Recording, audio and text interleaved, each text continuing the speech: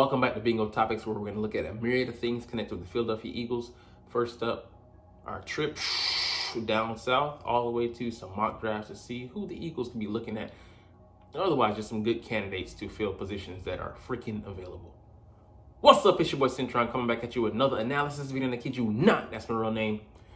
First up here, Eagles will host the first ever NFL game in Brazil with a Friday season opener. And I'll just be the first to say I'm not a fan of this at all because I watch the games usually on a Monday for me, which is preferable, days off or whatever.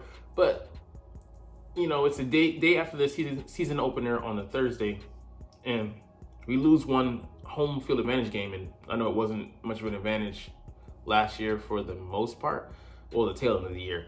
But you know, it's a chance for our fans to watch our team, you know, up live, close in person, and we lose that. And then the timing of the game is gonna be weird. It's gonna be like at 2 hours from the Eastern time, and it just throws a lot of things out of sorts. And you know, why have to be us? And you know, of course, the owner's excited because you know it's a chance to spotlight and you know, the chance to broaden the scope of the game, whatever, and you know, for him, money. But you know, for us, yeah, just it's one of those weird positions to be put into. You know, we're looking about the players aspect. We gain an advantage over the week 2 opponent. It's the opening game, so we don't lose that. So, and it just you know, it's not a psyop, but more of the PR aspect, and you don't really care about that. Yeah, we'll see. But I think it's the first such game, Friday night game, since 30 or 40 years. So we'll see what it becomes of it. Who will be our opponent? We're facing the second place teams, and I think the NFC South, NFC North, and the AFC North. So we'll be facing I think the Bengals and other teams. But anyways, we'll get sorted out. But not a big fan of it. But you know, it's kind of cool. But to the average football fan, it's like whatever. But on to some other business. Eagles hire Broncos defensive backs coach to their staff. So another Vic Fangio connection. He's coming over. He coached guys like Patrick Surtain II and Justin Simmons there, and he had a Pro Bowl on him and developing Patrick into a All-Pro player. So it's good to see that while we're keeping the Vic Fangio connection, it's not being sacrificed for actual production on the field or talent. He's pretty good at what he does, coaching those guys up. He's been there in the defensive backfield for 2 years, and I'm glad to see that we're not lapsing on details. He's the guy that obviously has experience in that area, and I'm excited to see what he's going to bring to our guys here. With us losing DK McDonald, I wasn't so torn up about that, but the continuity thing, what's going to be the deal on that, and we're getting our answer here. So Mr. Parker, hopefully we'll do a good job. He did interview this season for the Green Bay Packers and New England Patriots defensive coordinator job. So another talent of that level, defensive coordinator, to bring at that spot. Who's going to be the linebackers coach? That's what I really want to know. So I'm really excited to see where we're going to go in that direction. But bringing in some more quality coaching definitely isn't going to hurt in this rebuilding effort of sorts. It's funny, the same scheme, but like I said, we're getting Palpatine instead of getting a green Anakin that lost to a more experienced Obi-Wan. Anyways, love Star Wars as well, but they're running it right now. But let's get into some mock drafts. So this one, I'm not gonna lie, this was like I would say my perfect ones. The way it fell out and or played out, I should say. A 7-round simulation that only covers the Eagles draft picks. And like I've said, there's a bunch of talent at offensive tackle, offensive line in general in this draft, but J.C. Latham and Jr. coming out of Alabama. One of the guys got sweet feet, a young guy, but we can just plug him in there and let him learn behind Lane. No rush to get him ready because we do have an all-pro talent there. at that position, and he can just absorb, be a sponge, and learn all he can from him before Lane hangs him up and then slide into that spot. Cameron Kitchens, a safety out of Miami. I think he had 6 picks this year. I think 4 or 5 the year previous. A pick magnet, a guy who has range, versatile, ball hawking safety that can play the spread there in the secondary, and he would upgrade us there, if not just for depth, but he could be pushing for a spot opposite Reed Blankenship and let him slide into that strong safety role, play short area of the field. Yeah, they're interchangeable in the Vic Fangio defense, but I feel confident having a running mate like him while we let Sidney Brown come along and recover from injury.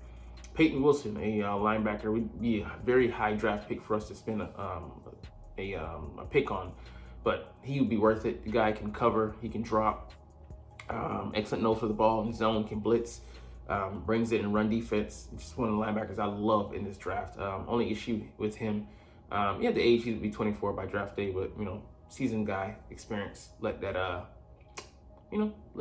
marinate. And he is, how is he going to hold up physically? Had some injuries, but he's always been able to come back for them. So that's one issue, but I don't think it would be. I just have a feeling it won't be an issue for him moving forward, but we'd have to see. And this hit pick right here would just have me wet in the bed. Johnny Wilson out of Florida State. Woo, my alma mater, but a big receiver, 6'6", 230 plus. I want to say would be a jump ball specialist. Could play in the slot, give us a big slot receiver there, but also moonlight on the outside when AJ Brown or Devonta Smith decide to slot into the middle of the field so they can attack that area. Will give us, a very competent receiver out there.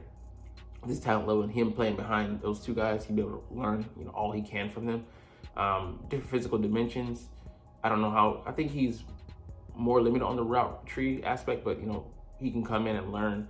And I don't know who we're gonna see at receivers coach. We're gonna keep Moorhead, or we're gonna bring another guy. But man, love what you see from Johnny Wilson. And he guy had made some big plays. Had some injury issues, slight injury issues, staying on the field there, especially this past season. But missed a couple games. But man, what a talent! And then this guy here he's such a value pick. Max Melton coming out of Rutgers, the brother of Bo Melton, the wide receiver who ran a 4.34. So he's got some speed, he got some size. I think he's like 6'1", in a 200-pound range, and a big physical corner that can set the edge out there. Physicality brings that. Perfect guy, for a Vic Fangio defense, and he could play in the slot. Versatility. Sign me up. And like at round 4, when he should be going on day 2, at the worst, man. Kimani Vidal could be a good back to pick up out of Troy. He's had 200-yard games. I mean, like back-to-back seasons. I think 1,100 yards last season. The first year he did pretty well as well, but not so much going to be a threat in the receiving game. I don't know if that see if he can manage that. But he's a smaller back, a shorter, more stout back at 5'8", 215 though, pretty solid. 4.4 to 4.5 range, gives us that speed as well. But more wiggle than you would think. A guy we could look to develop moving forward with Gainwell in his last year under contract, and Swift, who knows what happens with him. This is the name you're going to see. It keeps coming up. But Jaheim Bell, man, a H-back type out of Florida State.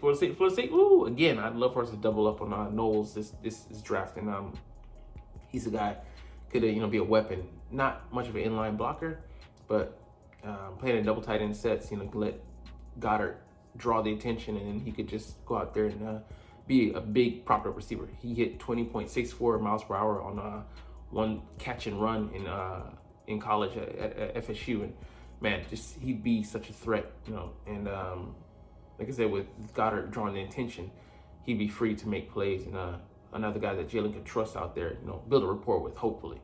Jalen Harrell, edge, length, gangly guy, 6'4", 240 range, but he used to play linebacker, so he has some athleticism. Like to see what he actually brings, but he can come in and learn, hopefully. Maybe we can sign up another Michigan Wolverine for another year in Brandon Graham, and let him teach the other Wolverine. the younger version being taught by the older. Tanner Bortolini, center. just bringing him in, get some depth. We need some depth, especially at center. We don't have a lot of prospects. Some on the practice squad, but we need more of a guy to develop in case Cam Jerkins goes down. But I love this mock draft. I mean, just hitting on this would be A+ draft for me. Talent all across the board, and then value picks. At second, third, fourth, and fifth round. Man, be killer. So let's get into the other mock draft. A little bit less ideal for me, but still some solid picks. Prospects I'd love to evaluate and see where they fall. Talisi Fuaga, solid guy, huge, but he can play in either, attacking the line of scrimmage or waiting for guys to come to him. And he'll be taught well in that Jeff Stoutland role. And similar dimensions to a guy like Lane Johnson, a little bit bigger, but he can get to the second level. He can show you the athleticism getting out there in space. We love to do that with our guys, O-linemen. So again, he could sit and learn from a guy like Lane, watch how he moves, and then right guard, he can compete maybe with Steen this upcoming year. And that would give us so much versatility there, and definitely confidence and depth if someone goes down. Kamari Lassiter, solid corner, has good jumping ability. Long speed, not great, but pretty good. He's coming out of Georgia, the SEC, so very well battle tested, and it'll be interesting to see how he plays in our scheme. I think he'd be a good fit. Only one career interception concerns you, but definitely him being grabby. We'll see how he could come and develop. But I wouldn't be mad at this pick, but not the corner that I would want, to be honest. The size is a little bit concerning. Adrian Cooper here, 6'3", 230. I wasn't really too much sold on him, but watching how fluid he is, I'd have hopes for him becoming our best coverage linebacker. You can see him covering here like this wheel route, man. He gets over there excellently, and he's able to knock the ball down, almost grab it and go. But him being able to flip his hips, turn, and run with the running back, I believe, out of the backfield there, shows you a lot. So you feel the confidence with him maybe covering in space. And we spent, I forgot we spent a third round pick on Davion Taylor. Wish we would have done our research, though. He didn't deserve to be drafted that high.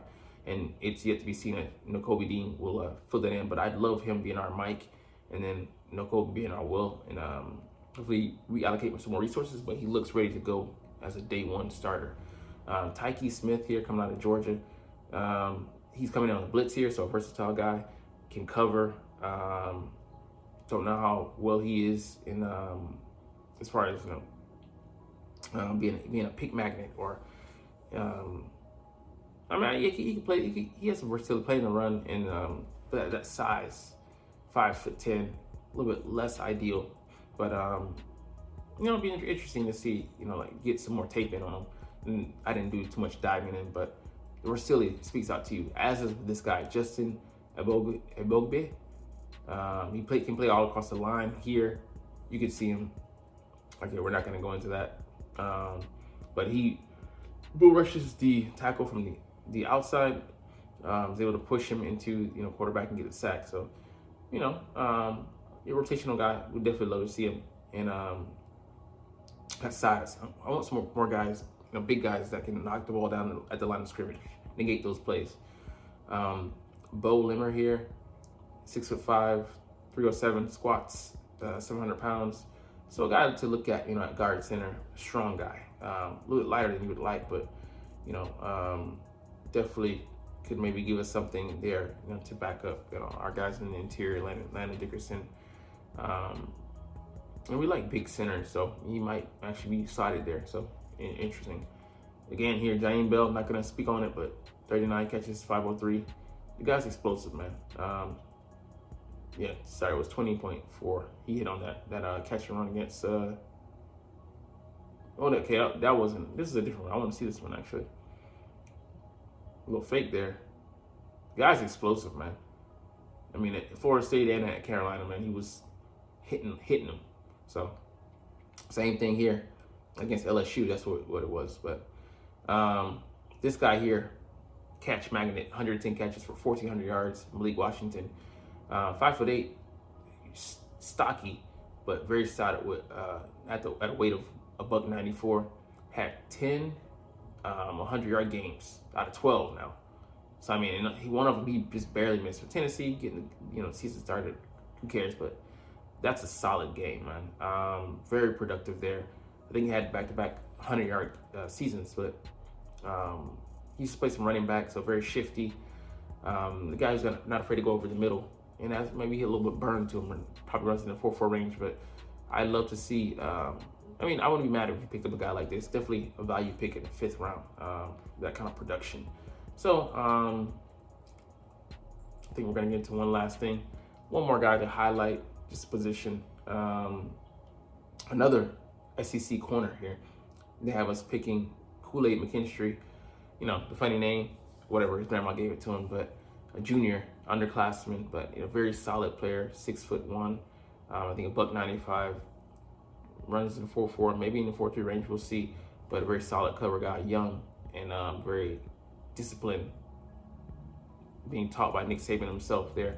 But be an interesting guy to look at. I don't know if he drops this far. That'd be a godsend for us. We have to pick him up. We should have picked up Joey Porter Jr. last year, but and people were saying, "Oh, this is gonna be a bust." Had one of the better profiles last year. Crazy. Anyways, we're gonna get up out of here. I love talking draft stuff, but more than that, I love talking to Eagles because I love making these videos. So you're not even here watching though, but it's all good because, yeah, I'm gonna talk. But like I said, we're gonna chuck the deuces. But as always, it's fly Eagles fly, and let's motherfucking go. Like, comment, share, subscribe if you want. Thanks for watching. Check me out at Cintron, Cintron Anime, Cintron Life, or Cintron Laughs, or other social media.